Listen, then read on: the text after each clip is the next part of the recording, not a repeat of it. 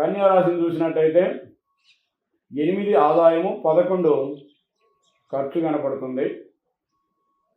ఆదాయ ఖర్చులకి పెద్ద తేడా ఏం కనపడకపోయినా వీరు ఏదైనా వస్తువులు కొనడానికి కానీ, దూర ప్రాంతాలు వెళ్ళడానికి కానీ, విద్యా సమాజానికి కానీ, లేదా మరి ఏదైనా వస్తువుని ఆభరణాన్ని కొనడానికి కానీ కొంత ఖర్చు చేయాల్సిన పరిస్థితులు ఏర్పడుతున్నాయి. అయితే మంచి ఫలితాలకే ఖర్చులు అనేవి కనపడుతున్నాయి. ఈ విధంగా ఉంటుంది. ఇక రాజ్యపూజ్యం, అవమానాలు చూసినట్టయితే 3 కనపడుతుంది. మంచి వాళ్ళు 3 అంటారు, మంచి వాళ్ళు చెడు వాళ్ళు 3 అంటారు. కాదు అవమానము, రాజ్యపూజ్యం అనేవి చెడు సమానంగా ఉన్నాయి కాబట్టి వీటి గురించి అంత పెద్ద పట్టించుకోవాల్సిన అవసరం లేదు. ఈ విధంగా జరుగుతుంటుంది. అయితే గ్రహాల ఫలితాలు చూసినట్టయితే కన్యా రాశి 7వ స్థానంలో శని ఉండటం వల్ల దూర ప్రాంతంలో ఉండవలసి వస్తుంది. First point. సెకండ్ పాయింట్ వచ్చేసి ఒకవేళ కుటుంబంలోనే ఉన్నా అందరికీ కొద్దిగా దూరంగా ఉండవలసిన పరిస్థితులు ఏర్పడతాయి. ఇక ఇంకో పరిస్థితి ఏంటంటే ఏదైనా పనులు చేస్తున్నట్టే నిదానంగా నడవటానికి అవకాశం కనపడుతుంది. అంటే ఒక పని చురుగ్గా జరగకుండా నిదానంగా జరుగుతుంది. ఎన్ని పోవాలంటే మనం పొద్దున్నే నిద్ర లేవాలి, పొద్దున్నే పనులు చేసుకోవాలి, దైవాలను చేసుకోవాలి. ఎన్ని చేసుకున్నట్టయితే ఈ శనేశ్వరుడు యొక్క నిదానత్వాన్ని కొద్దిగా స్పీడప్ చేయడానికి అవకాశాలు కనపడుతున్నాయి. అయితే ఈ శనేశ్వరుడు ఇంకా చూసినట్టయితే మీకు 9వ స్థానాన్ని కూడా చూస్తాడు. అంటే ఖచ్చితంగా దూర ప్రాంతానికి తీసుకెళ్ళి కొద్దిగా నిరాశను కలిగించడానికి, ఒంటరితనాన్ని కలిగించడానికి, కొద్దిగా బాధని కలిగించడానికి కొంత అవకాశాన్ని చూపిస్తున్నాడు. అంతేకాకుండా లగ్నాన్ని చూస్తున్నాడు. లగ్నాన్ని కూడా చూస్తున్నాడు అంటే చేసే పనుల్లో నిదానత్వము, ఏదైనా పని అనుకోవాలంటే దాన్ని 1-2 సార్లు చేయాల్సి రావటము, ఇట్లాంటివి ఒంటరితనం ఏర్పరచడము. ఇది కొద్దిగా జ్ఞానం. అయితే దిగ్బలంలో ఉన్నాడు కాబట్టి అనుకున్న పని ఖచ్చితంగా సాధిస్తారు. దిగ్బలంలో శనేశ్వరుడు ఉన్నాడు కాబట్టి అనుకున్న పని బాగా సాధిస్తారు. అయితే ఇంకా 4వ స్థానంలో ఉన్నాడు కాబట్టి వాహనానికి, గృహానికి లేదా దూర ప్రాంతాలకి వాటికి సంబంధించినటువంటి ప్రయత్నాలు చేయిస్తాడు. అవి కూడా సఫలీకృతం చేస్తాడు కానీ నిదానంగా ఉంటుంది. ఎందుకంటే గురువు తన స్వక్షేత్రాన్ని చూస్తున్నాడు, పైగా గురువు దిగ్బలంలో ఉన్నాడు కాబట్టి ఇవన్నీ కూడా స్పీడప్ కావాలి అంటే మీరు శనేశ్వరుడు తైలాభిషేకం చేసుకోండి, మీకు మంచి ఫలితాలు కలుగుతాయి. అంతేకాకుండా ఇక జూన్ 2 వరకు గురువు యొక్క పరిస్థితి చూసినట్టయితే గురువు జూన్ 2 వరకు మీకు ఉద్యోగ స్థానంలో సంచారం చేస్తాడు. మార్చి 10వ తారీఖు నుంచి జనరల్గా ఆయన వక్రము వీడి రుజుమార్గంలోకి వెళ్తూ ఉంటాడు కాబట్టి ఉద్యోగ స్థానంలో శ్రమ ఎక్కువైనా కానీ ఫలితం మటుకి మంచిది ఇస్తాడు. అది తర్వాత కాలానికి మంచిగా ఉపయోగపడుతుంది. ప్రెజరు, ఒత్తిడి లేదా పెద్దలు మీకు మీద ఒక భారం వేయటము, వాళ్ళు చేసినట్టుగా సృష్టించటము, ఇట్లాంటి ఎన్ని లక్షణాలు ఉన్నా కానీ తర్వాత అది మీ ప్రమోషన్కి కానీ మీ ఉద్యోగానికి కానీ కొద్దిగా ఉపయోగపడుతూ ఉంటుంది. ఉద్యోగస్తులైన, వ్యాపారస్తులైన, వ్యవసాయస్తులకైనా కానీ ఈ రకమైనటువంటి ఒత్తిడి ఉంటుంది. తర్వాత దాని యొక్క ఫలితాలు పొందుతారు, మీరు శుభఫలాలు పొందుతారు. అంటే చేసే పనిలో అడ్డంకులు వస్తున్నా కానీ మీరు దాన్ని ఎట్లా ఒకటి ఎదుర్కొని ముందుకు వెళ్తారు. అయితే మీరు అది ఎదుర్కొనేటప్పుడు కొద్ది బాధలు ఇట్లాంటివి అనుకుంటారు, శ్రమ, ఒత్తిడి అనుకుంటారు. ఒత్తిడి అప్పటితో ఆపవాకండి, కొద్దిగా జాగ్రత్తగా ముందుకు తీసుకెళ్ళండి. ఈ ఫలితాలే మీకు ప్రమోషన్గా గాను, లేకపోతే పంటల్లో మంచి పంటలు పండటం కానీ, లేదా ఉద్యోగస్తులకి మంచి ప్రమోషన్లు రావడం కానీ, విద్యార్థులకు మంచి విద్య రావడం కానీ, విద్యా ప్రమోషన్లు రావడం కానీ, వ్యాపారస్తులకి మంచి ఆదాయాలు రావడం కానీ జరుగుతాయి. కానీ ఇప్పుడు స్తబ్దతగా నడుస్తూ ఉంటుంది. కానీ ఈ స్తబ్దతని ఇంతేనా అని మీరు నిట్టూర్పుగా ఉండాల్సిన అవసరం లేదు. అది తర్వాత మీకు లాభం వస్తుంది. అయితే తర్వాత మీకు జూన్ 2 తర్వాత ఇప్పుడు మీరు చేసిన కష్టానికి ఫలితానికి జూన్ 2 తర్వాత మీకు దేవుడు మీ చేతిలో పెడతాడు ఆ యొక్క యోగాలన్నింటినీ కూడా.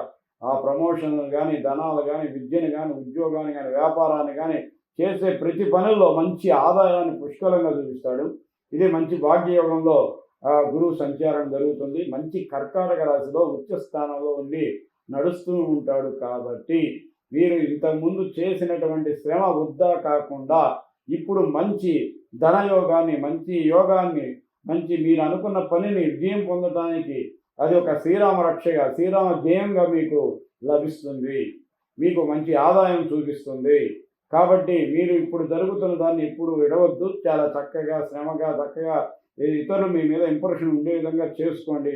ఇప్పుడు వాళ్ళు బయటకు అనకపోయినా తర్వాత మీ వృద్ధిని వాళ్ళే చూస్తారు. వాళ్ళే దానికి శ్రీరామ రక్ష అనమాట. ఆ విధంగా చేసి మిమ్మల్ని మంచి యోగాన్ని కల్పిస్తారు. మీకు అన్ని విధాలుగా తోడ్పడతారు. అయితే ఇది మీకు జనరల్గా అక్టోబర్ 31 వరకే ఉంటుంది. డిసెంబర్ కాదండి, అక్టోబర్ 31 వరకే ఉంటుంది. అక్టోబర్ 31 తర్వాత మీకు 12వ స్థానంలో సంచారం జరుగుతుంది.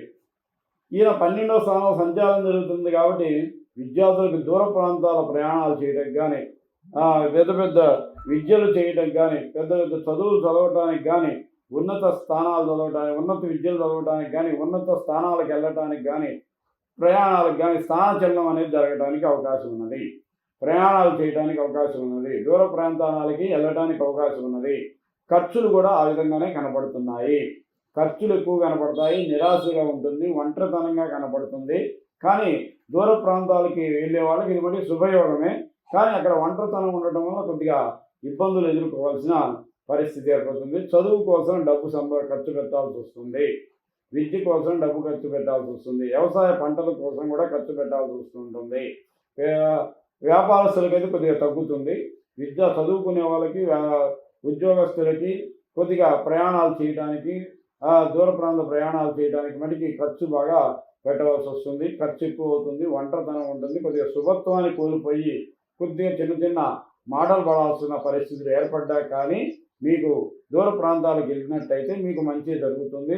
మంచిగానే ఉంటారు. అప్పుడు లోన్లీగా ఉంటారు. ఒంటరితనంగానే ఉండటానికి అవకాశం కనబడుతుంది. అక్కడైతే మీకు ఖర్చులు బాగా కనబడుతున్నాయి. భార్య ద్వారా ఖర్చులు కనబడుతున్నాయి.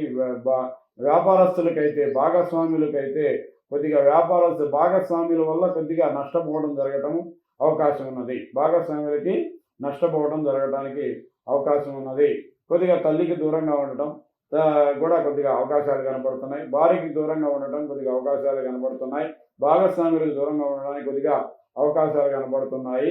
వీటన్నిటికి కూడా మీరు చేయవలసింది ఏంటంటే గురువారం పూట శివ ప్రార్థన లేదా ప్రతిరోజు శివాభిషేకం చేసుకున్నట్టయితే మీకు మంచి ఫలితాలు కలుగుతాయి. అయితే మళ్ళా జనవరి 25 నుంచి మీకు మళ్ళా శుభత్వం మీ ఎమ్మటే ఉంటుంది.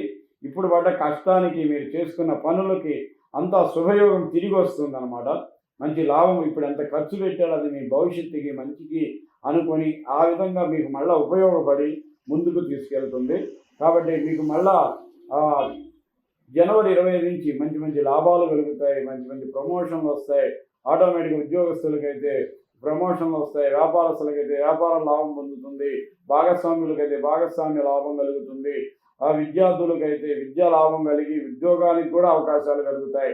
ఆ విద్య ద్వారా ధనయోగం అనేవి మంచిగా ఉండటానికి అవకాశం ఉన్నది. అయితే వీరు మొత్తం మీద మంచి పరిస్థితులు కావాలి అంటే పెద్దలను, తల్లిదండ్రులను, గురువులను ప్రేమించడం, వాళ్ళ ఆశీర్వాదం తీసుకోవటం, వాళ్ళతో గొడవలు పెట్టుకోకుండా ఉండటం చేసినట్టయితే మీకు ఖచ్చితంగా మంచి శుభ ఫలితాలు ఏర్పడతాయి. అయితే ఇక్కడ రాహు 6వ స్థానంలో నడుస్తున్నాడు కాబట్టి మీకు ఫారిన్ యొక్క కనెక్షన్ కంపల్సరీగా ఉంటుంది. మీరు ఫారిన్ కంపెనీలో ఉద్యోగం చేయొచ్చు. విద్యార్థులు అయితే ఫారిన్లో చదువుకోవచ్చు. ఏదైనా సరే ఫారిన్కి సంబంధించినటువంటి ఆదాయాలు కానీ ఆకస్మికంగా జరగడానికి అవకాశం ఉన్నది. ఆకస్మికంగా ఫారిన్కి అట్లా వెళ్ళటం కూడా మీకు జరగడానికి అవకాశం ఉన్నది. అయితే డిసెంబర్ 5 తర్వాత కూడా మీకు 5వ స్థానంలోకి వెళ్ళటం వల్ల చదువు కోసం ఖచ్చితంగా వెళ్తారు. కాకపోతే కొద్దిగా ఆత్మ న్యూన్యతాభావం అనేది ఏర్పడుతుంది. ఒంటరితనం అనేది ఏర్పడుతుంది. కొద్దిగా చింత అనేది ఏర్పడటానికి అవకాశం ఉన్నది. అమ్మవారికి కుంకుమ పూజ చేసుకోండి, లేదా హనుమాన్ చాలీసా, హనుమాన్ దండకం చదువుకోండి. మీకు ధైర్యము, స్థైర్యం వస్తాయి. అన్నీ కూడా మంచి లాభాలు కలగడానికి అవకాశం ఉన్నది.